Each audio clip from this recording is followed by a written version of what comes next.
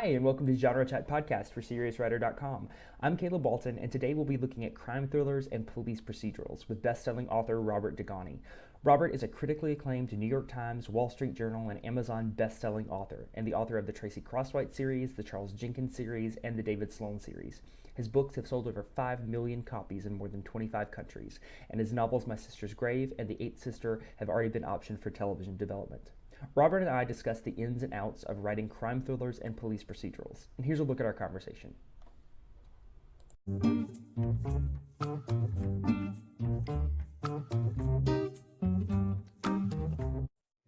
Hey, Robert, I'm really excited to have you on the show today. Thanks for having me. Appreciate it. And you're located over in Seattle, is that right? I am in Seattle, and you are in one of my favorite states, which is South Carolina. I have a lot of good friends there. The South Carolina Festival of Books, I probably did 3 or 4 years in a row, so it was a great excuse to get over there and see people that I got to be good friends with. That's awesome. That's awesome. It's really cold and rainy right now, so it's not too pretty, but it's usually pretty rainy in Seattle too, as I hear. Oh yeah, it's raining right now. It's I just looked out the window and we got rain coming down, but it's been a beautiful November. So as my wife likes to say, I cannot complain. That's good. That's good. Well, how did you start writing? When did you first get interested in writing? I'm very blessed very early on. So I knew in the 7th grade that what I wanted to do was be a storyteller. Had an assignment in grammar school I still remember it very, very well. I still remember parts of what I said. I had to write a speech and stand up and deliver it. It was on slavery. It could be an abolitionist, a slave owner. And I gave that speech, and it went extremely well. I was asked to give it, more than once to other classes. And I just remember in the process thinking, this is great, man. This is wonderful. And I really sort of pursued it. When I got into high school, I had a very limited athletic career, which led me to the newspaper, writing for the newspaper. I wrote for the newspaper. I won some awards writing for the newspaper, which got me recognition, which helped me get into Stanford University, which I wrote for the newspaper there. A whole bunch of things. When I was practicing as a lawyer, and I can bore you with that whole thing, is how did I get to that point? But, I did theater in San Francisco just because I felt like I didn't have that part of my life anymore. And so I started doing shows in San Francisco, and I ended up doing an equity show on Geary Street, which is right down in the theater district, and had a big part. Did it for like 2 years. That's awesome. Same show. So, I just always loved storytelling, and, whether I'm naive or arrogant or a little of both, I've never been afraid to try. I was not a trained actor. I took some acting classes, but I got out on stages and acted, and that I was terrified doing it, but I was more terrified in not doing it. So that sort of has been the motto of my life is am I going to be more terrified giving it a shot, or more terrified looking back? Somebody once said to me that regret is worse than failure. It's easier to live with regret than it is with failure, or vice versa. It's easier to live with failure than it is with regret. Very true. And I think that's very true. I think that's very true. And I think it's great that you had found a way to have a creative outlet, even when you weren't writing full time. Even when you were a lawyer, you found a way to get that creative outlet. Yeah, I really needed it. I mean, it was sort of the same thing as the writing. I was sitting at my desk one day, and I just was answering interrogatories, and I remember thinking, this is not what I had planned for my life. This is not what I had thought I was going to be doing. And couldn't just all of a sudden say, well, I'm going to quit and write a book. But I could say, what, I'm going to start taking acting classes. And so I called ACT Theater that afternoon, and I said, do you have any, I told them my circumstance, and they said, well, we have acting classes for lawyers. And I said, I don't want those I don't want those classes. I'm trying to get away from being a lawyer. And they said, well, we have a beginning acting class, and it progresses on. And I said, okay, well, when does that start? And they said, today, in a half an hour. And so I didn't have time to debate it. I mean, I didn't. If it was either do it or sit answering these interrogatories. So I said, okay, I'm in. Here's my credit card, and I got outside and I took a cab up to Geary Street. I worked down on Battery. It's in San Francisco. I took a cab up and I walked into this class in a suit and tie, and everybody in there was in jeans and torn shirt. They looked at me like I was I was dressed for Halloween or something. And but I had a great time. And I really loved it. I fell in love with it. I fell in love with characters. I fell in love with stories. I fell in love with dialogue. I fell in love with action and acting, and it was everything that I wanted, and it satisfied my urge for a long time. But writing was really what I wanted to do, and so I just slowly started to get back into the writing process, and my wife was very, very supportive, and we finally made a break. And when we made the break, the only request she had is that we move to Seattle so that she could be closer to her family, raising our kids, and we did. And a lot of struggles, as most writers know. I mean, I had this guy say to me the other day, you're an overnight success, and I looked at him and I said, overnight after 15 years. But a lot of back work goes before an overnight success happens. Yeah, and it's part of the process, and that's part of an artistic endeavor. I mean, when's who was the big actor last year? Who was the big actor 5 years before that? Who was the big actor 5 years before that? It doesn't last forever. Mm-hmm. And I think writing career, you have more longevity than certainly say an acting mm-hmm. career in terms of being the flavor of the moment or whatever you want to call it. But, some guys write one book that just goes absolutely crazy and, mm-hmm. and that's it. They don't, To Kill a Mockingbird, True. You never hear again. And some people have these incredible long careers like, Stephen King and John Grisham. Mm-hmm.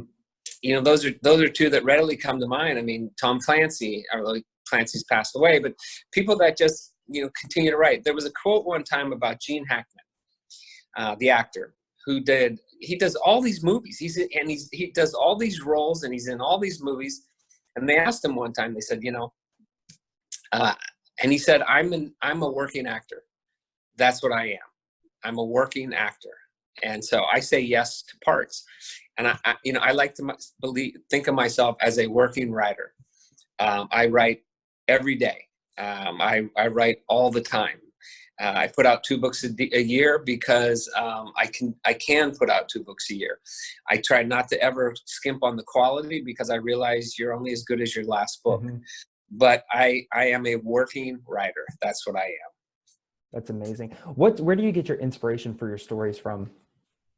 All over, really. It can be newspaper clippings. It can be something I see on TV. It could be just something that's floating around in my head.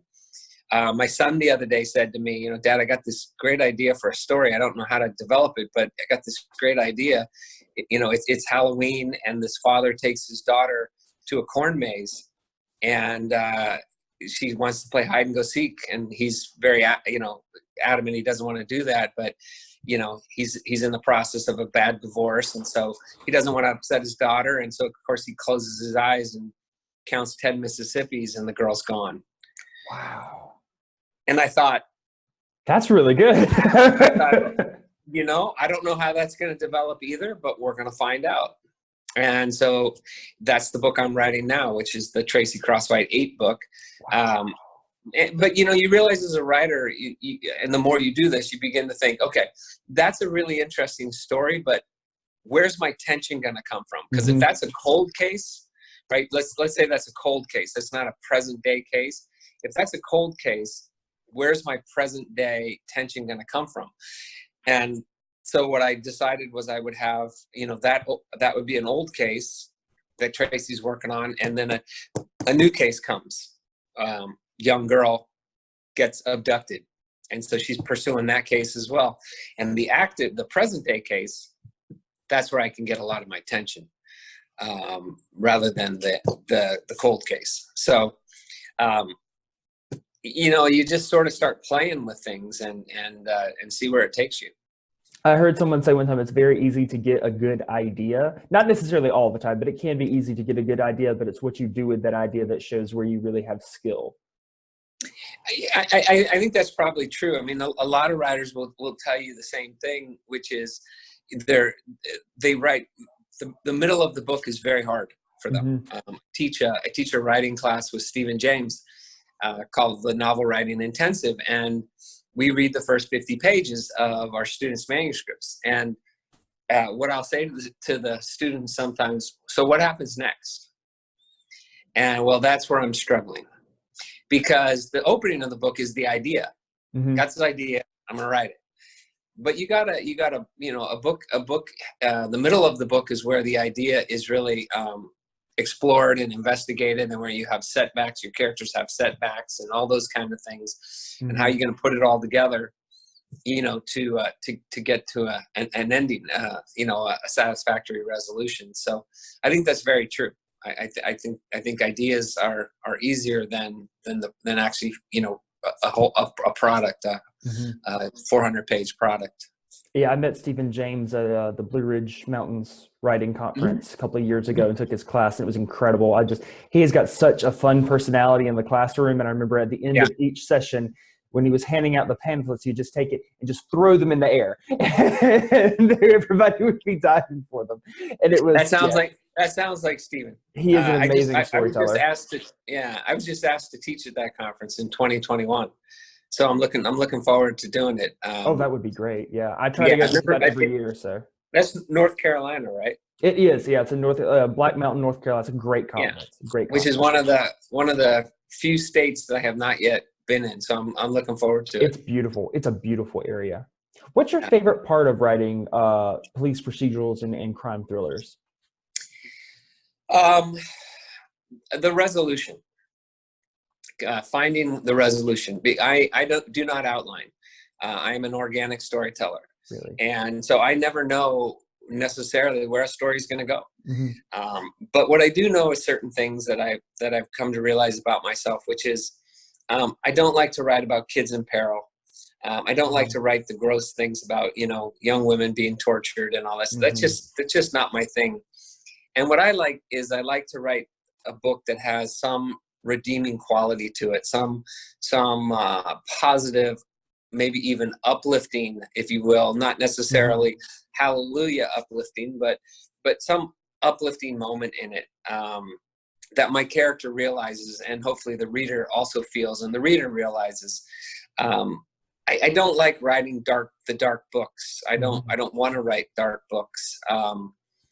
So for me, it's really finding that resolution, that the character, it's something that the character can live with.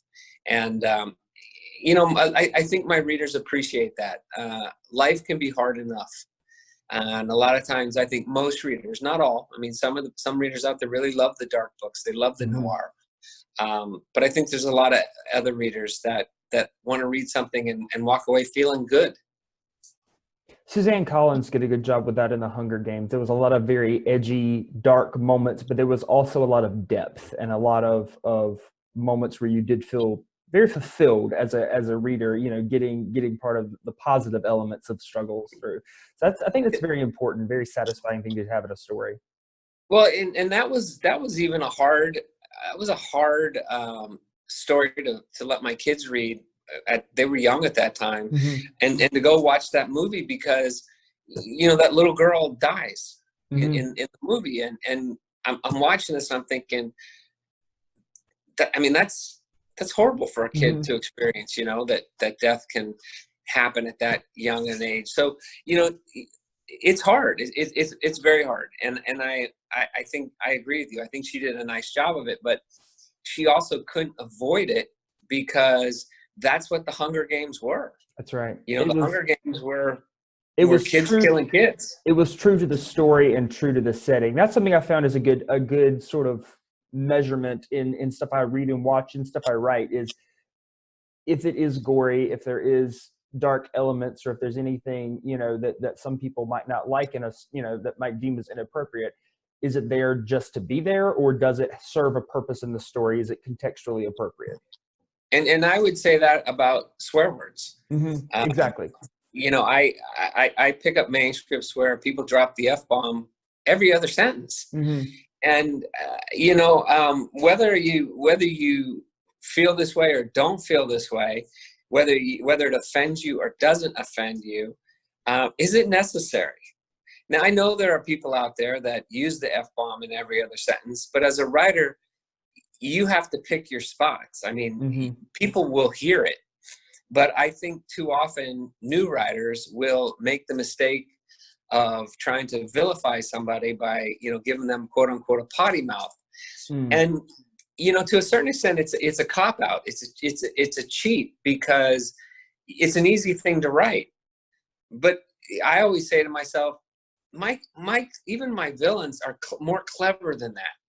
They could think of something to say that really has something to it, rather than just the old, F off. Give them something clever to say. Don't just throw in the F-bomb because, it's you think it's the right thing to do. That to me, that's not a clever character. Exactly.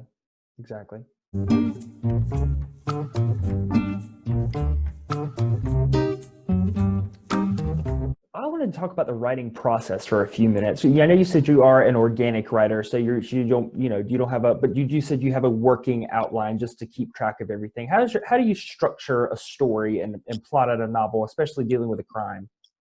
So, I was telling you off the air that I have two screens, and on one screen I'm writing, and on the other screen I keep a running outline, and I put in notes. I also keep a notepad right by my desk, and I will just jot down things that have to change. I have to go back and change, or I have to modify, because I'm not a police officer, and so I rely very heavily on police and CSI, and I've been doing it for about 7 and so I have a binder that I've kept of all my notes of all what everybody has kind of told me. I mean, how you investigate this kind of a crime, how you do this, how latent fingerprints work, all those kind of things, which help me. But because I'm not writing from personal experience, I will be in the middle of a story and I'll go, oh, geez, what about her cell phone? And they can track a cell phone, so they would know exactly where she was. So then what do I do? Well, okay, let's say that the cell phone got turned off. Well, she would never turn her cell phone off. She's a 19-year-old girl. So that's going to be a red flag that something is wrong here. And you know what I mean? And so you almost have to sort of muddle your way through it. But I look at my first draft as an outline. And when I'm done, I have a 400 to 415 page outline. I don't think of it as a finished product. And so I don't have to be perfect. And I think that's important. And that's one of the things that I work with my students on, is that first draft is for you and you only. You don't show that to anybody. You don't show it to an agent. You don't show it to an editor. You don't show it to readers. Well, unless it's somebody that you're trying to get just a cold read from. But that's your place to experiment. That's your place to try things out. You may want your character to do X, and then you realize, no, you know what? That's not what my character would do. My character's going to do Y. And so you follow Y. That's okay. And that's what I constantly have to tell myself, because it can be very anxiety provoking when you go into work and you go, I'm not really sure what my character's going to do next. And that's very hard to let go of part of a story that you're writing. It's hard to let go of a scene and move on when it's not perfect in your mind in that moment, which it's never going to be perfect on the first draft. No matter how many times you rewrite it, there's always going to be things that need polishing up. But I used to, when I first started writing, it was something I had to break a habit of not moving on until everything was exactly the way it should be. And I had to learn the hard way that doesn't work. Well, and for me, it's not unlike taking depositions in a conference room with 6 other lawyers who are representing different interests. And I sit down and I take the deposition, and I believe when I get done that I have asked every question that could possibly be asked, and gotten an answer, not only for me, but for the other 5 co-defendants in the room. Mm-hmm. And then they spend a day, a day in total asking either questions I didn't ask, right? Or Mm-hmm. asking questions that are just very specific to their. So, what I came to realize was my job is to go in and do the best I can for my client, and they'll do the best they can for their client. But that, it's not a finished product. And so I sort of take that same mindset when I'm writing my first draft. This is not a finished product. Even when I turn the book in and I have a developmental editor who's really, really good, I will play a game with myself saying, okay, this book is solid. There's nothing she's going to find in there that's not solid. But that's her job, right? That's her job. And so she'll get back to me with 3 pages of notes, and I don't understand this, and why would someone do that? That's okay. That's what they're there for. That's what your developmental editor is supposed to do. Mm-hmm. And most of the time, it's stuff you would have never thought of on your own, no matter how many times you looked at it. Yeah.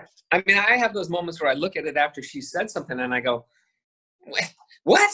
Come on, this is clear as can possibly be. And then I look at it over the day and I go, she's right. She's right. I gotta go back. I gotta change this. I gotta make it better. I do but again, embarrass me now. I don't want to be embarrassed in print.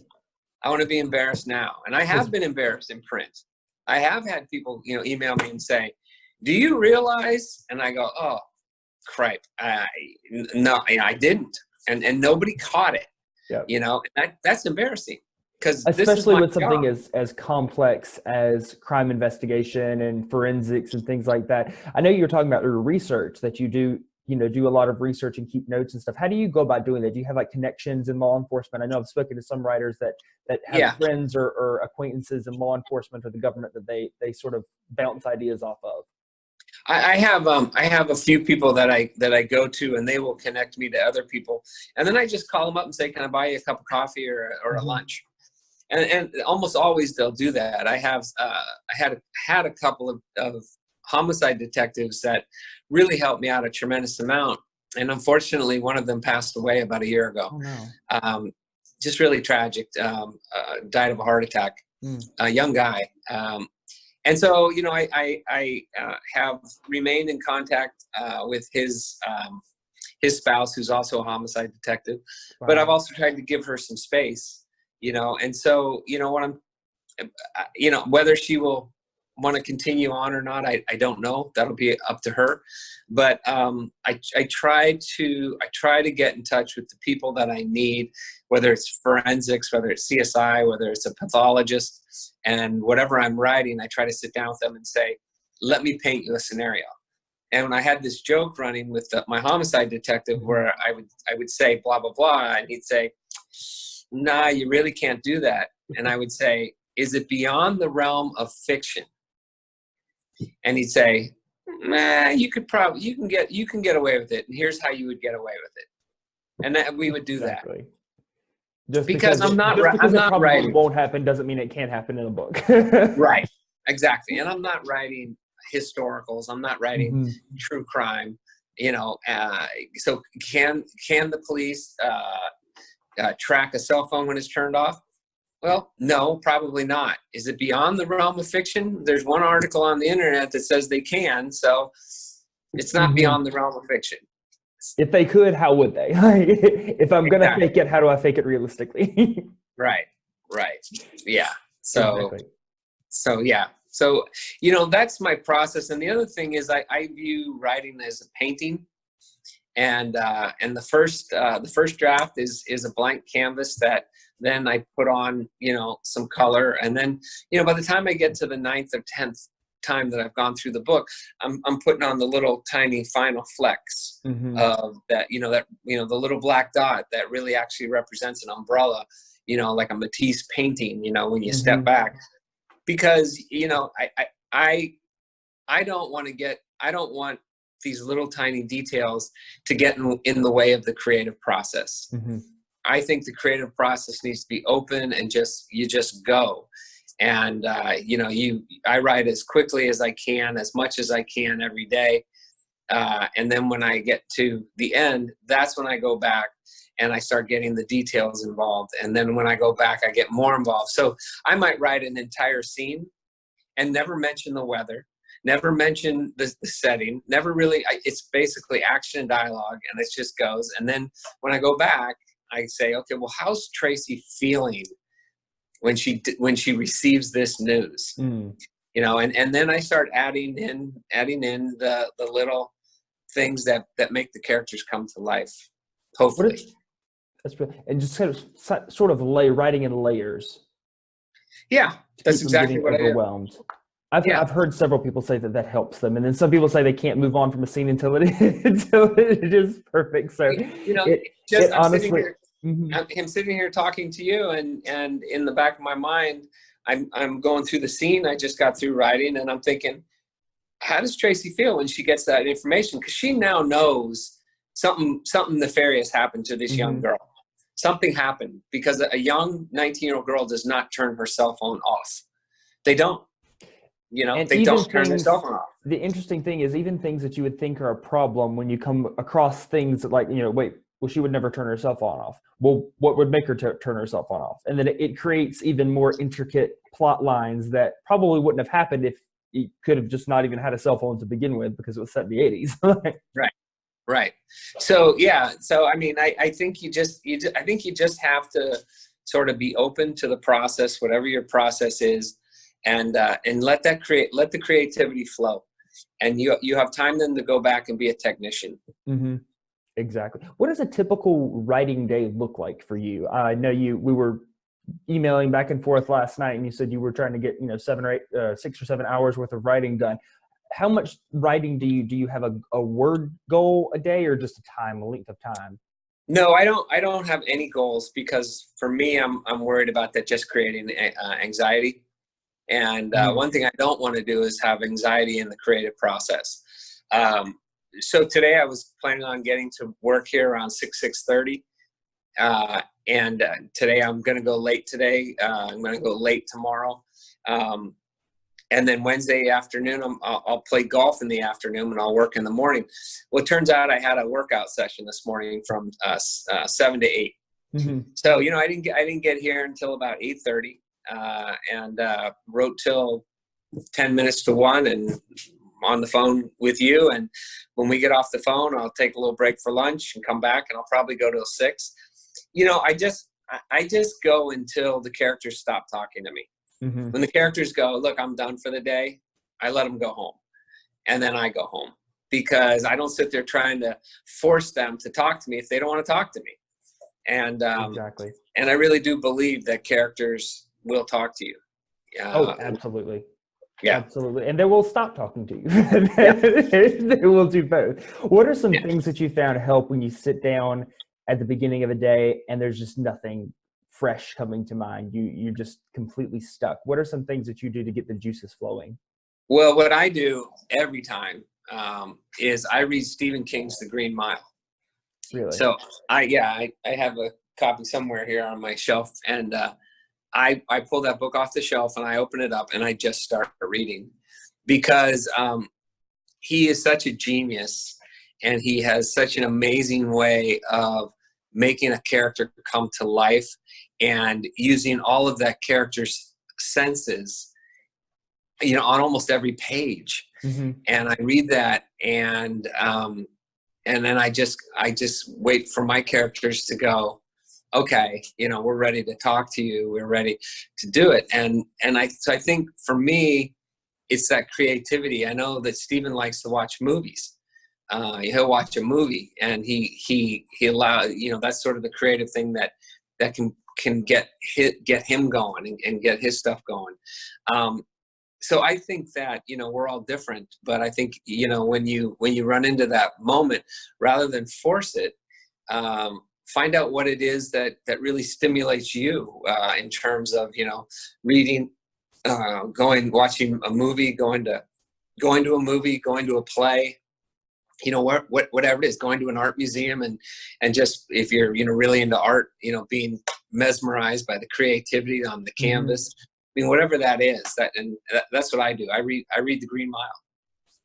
So that one book, just That just one book. keep going through it, keep going through It is tattered and highlighted and torn and all over the place. But it, it really works. It really does. How long do you think it takes you to finish that first draft, and then from there to go on until the entire thing's complete?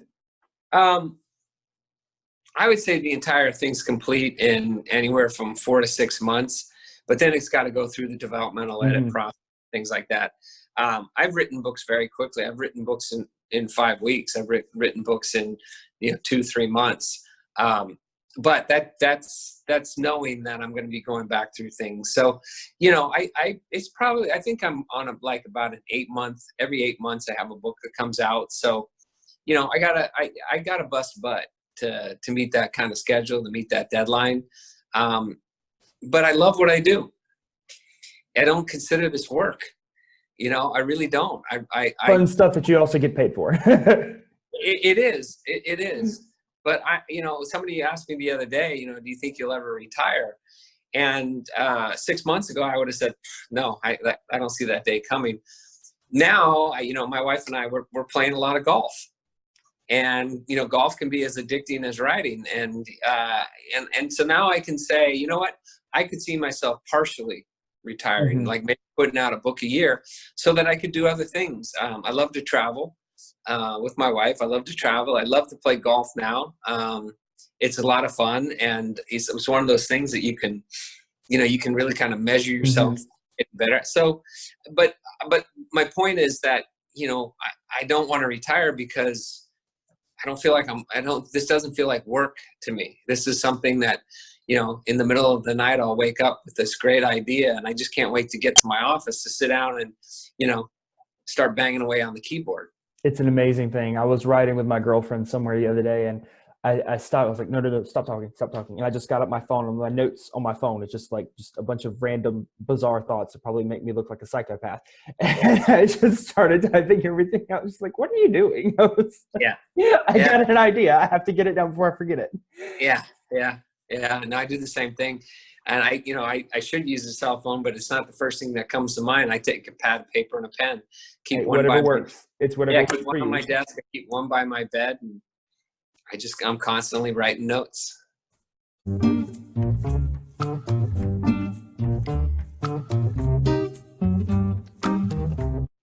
Where do you get the inspiration for your characters? I know your character, Tracy, you said that you've been around for many, many, many books and just completely taken on a life of her own. How do you really get to know a main character in a story? They just, they just come alive. When I sat down to write this book I'm working on, and I started writing that prologue, about this man who's going to he's in the process of a very bitter divorce, and he's going to pick up his daughter, and he just came alive. He said, I'm a Seattle Police Department police officer. Oh, okay. I didn't know that. And he goes to pick up his daughter, and his wife is horrible. His ex, his soon-to-be ex. She's got a boyfriend living with her now, and he's a weightlifter. So he's wearing this V-neck sweater, and he's all buffed out, and she uses him to try to make she's got all kinds of, she's borderline personality disorder, and she's baits him into reacting violently, and then she gets a court order against him, and he just came alive. But he's a good dad. He's a good father. He's not perfect. And I want the reader to sort of be vacillating. Did the little girl disappear on his watch because of something he did? Did the mother take her? I mean, I don't want the reader, but the fact is, I didn't know he was going to be a police officer before he came on screen. I didn't know where he was going to live before he came on screen.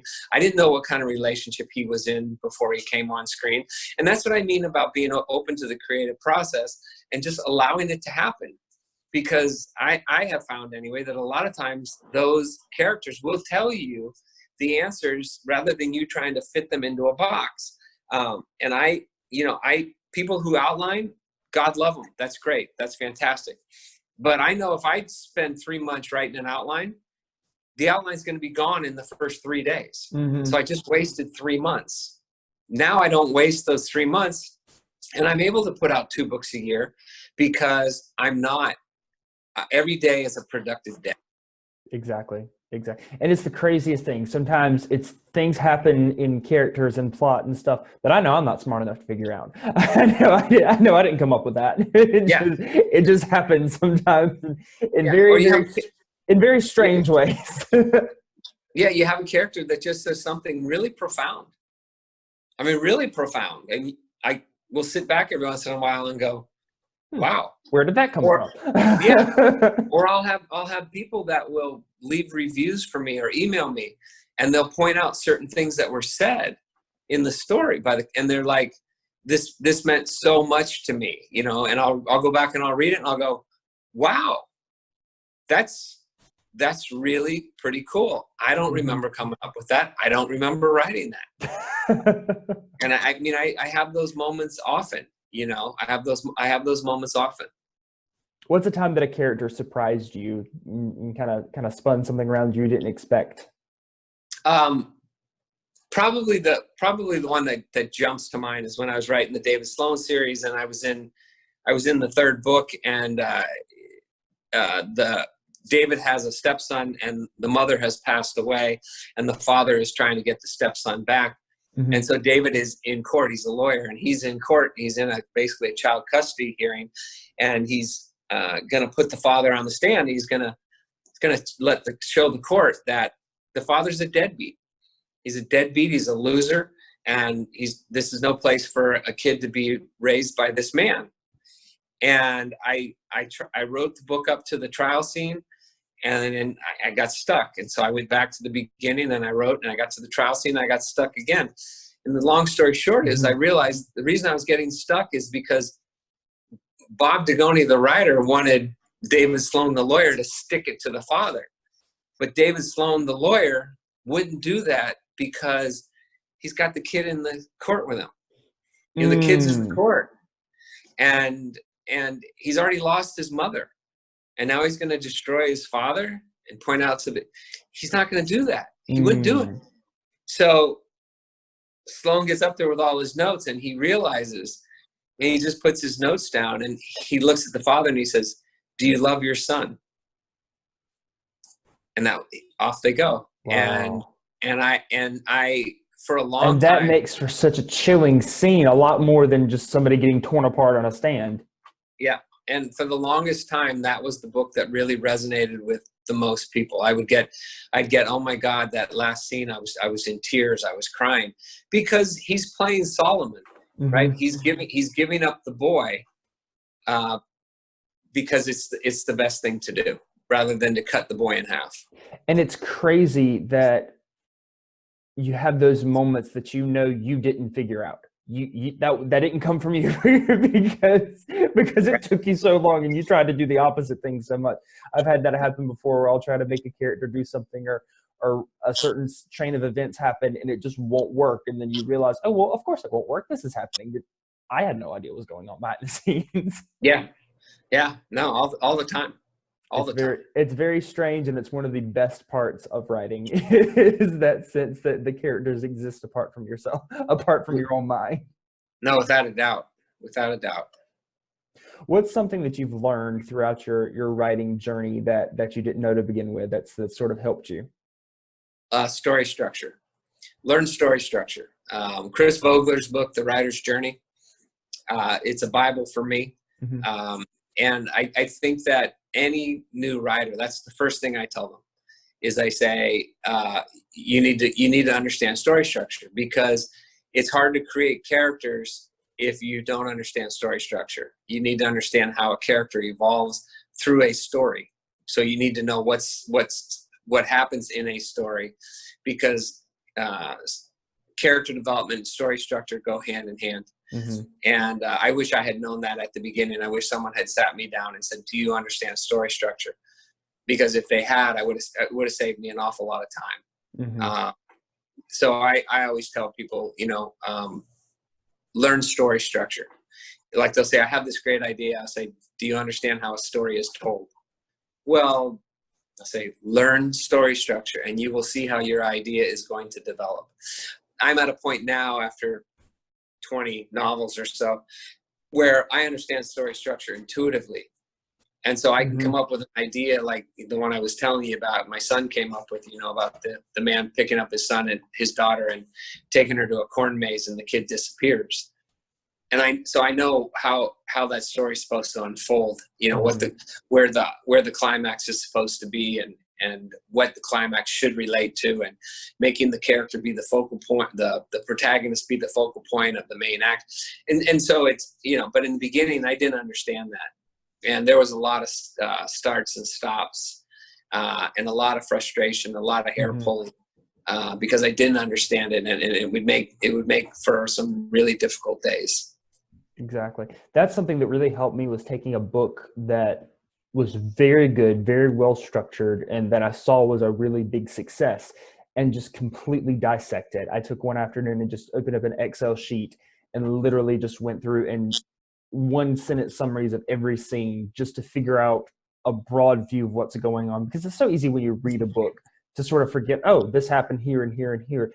And you just see a perfectly structured. As a matter of fact, Stephen James's book, it's one of his two, I cannot remember the name of it.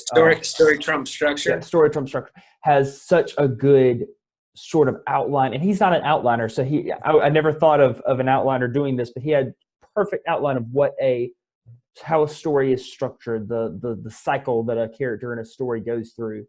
And that helped me so much to understand just generally the way it happened. And that I have that memorized now. Every time I write a scene, I go, okay, where is this falling, and what does this have to do to get you to the end?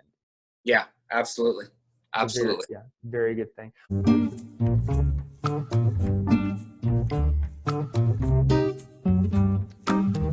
What are some pitfalls that you would advise new writers to avoid with police procedurals or crime thrillers?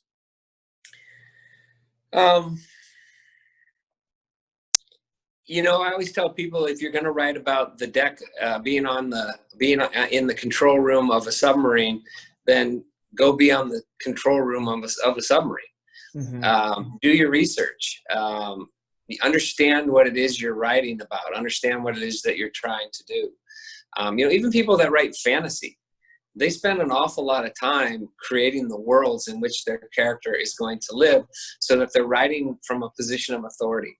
And a lot of times I will tell new writers, look, that's an author choice, and I'm not going to interfere in an author choice. So if you make that choice, make sure it's an informed choice. Make sure you know what you're writing about.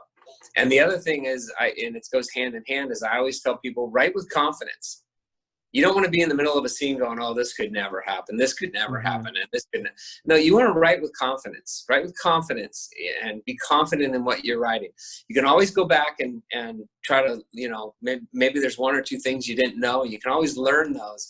But you want to write with confidence. And that confidence, I think, comes to a large extent in knowing what you're writing about.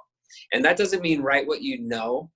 Okay, because people will say that, well, write what you don't know. Write what you want to know, because write what is of interest to you. You can always learn it, but write what you know, I think, is important, not because, you have to know what you write, but you have, write what you know, to me, means be confident that what you're writing about is accurate.